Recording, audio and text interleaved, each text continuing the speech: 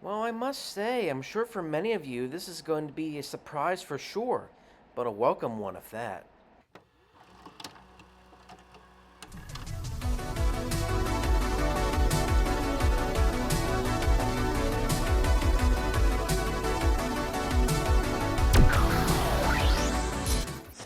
So this is going to be a quick review, and honestly, I wasn't really intending on making this video at all. It kind of started when I was about to watch the second movie for what was going to be my monthly Features of the Month entry, but for whatever reason, I decided to grab the Season 1 DVD set of The Chosen instead. Why this suddenly occurred, I'm not sure, but I'll just say that the Holy Spirit probably led me to that decision, and we'll leave it at that. I've never seen this series before. My family has seen bits and pieces of it, and it is very popular right now, both in general and with Christian audiences, so I figured that it's probably time for a review. So, The Chosen tells a story about not only the Messiah, it is based on the Gospels after all, but the disciples he gathered and the scenarios that led them to him, hence why it is called The Chosen. We get to see Matthew's background, a mathematically intelligent but socially awkward tax collector who Jesus invites on the journey with him.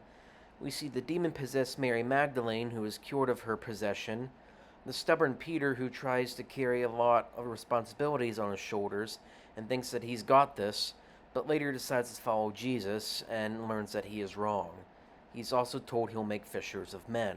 We also get to see the subplot of Nicodemus, who is part of the Pharisees, a sect of the Jewish Sanhedrin. And granted, I'm no expert on Jewish religious sects, so bear with me here.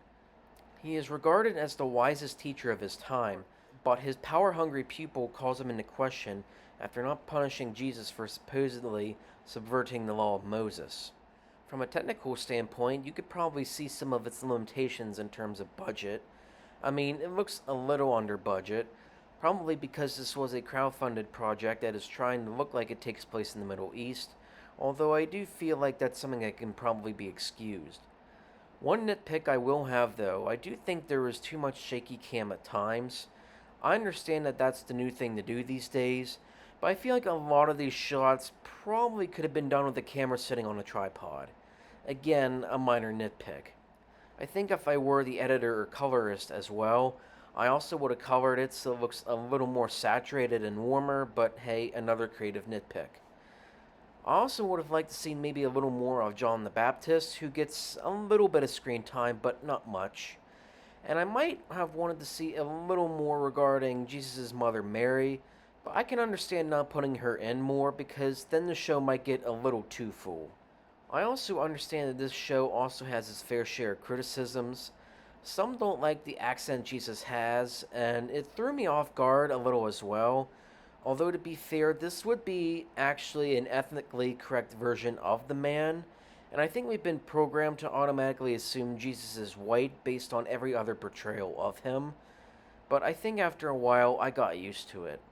The show has also gotten criticism for embellishing details and its creative liberties. I believe there is a disclaimer at the first episode that says that many of the stories have been condensed or moved around, so perhaps that's what that criticism is referring to.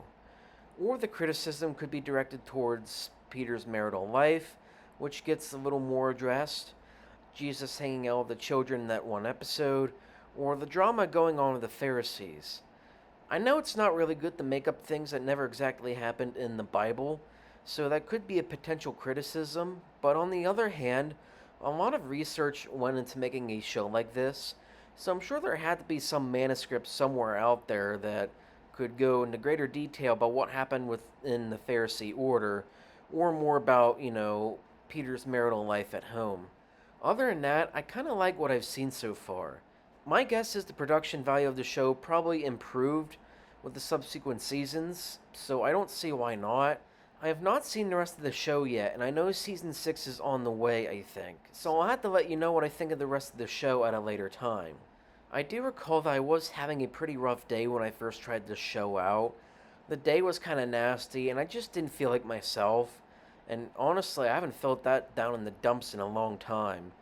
And there was something about Jesus that just brought me so much joy I did about cry. I mean, Yes, I know that wasn't actual Jesus, that was the actor portraying him, but perhaps that's how the love of Jesus transcends things, no matter what they are.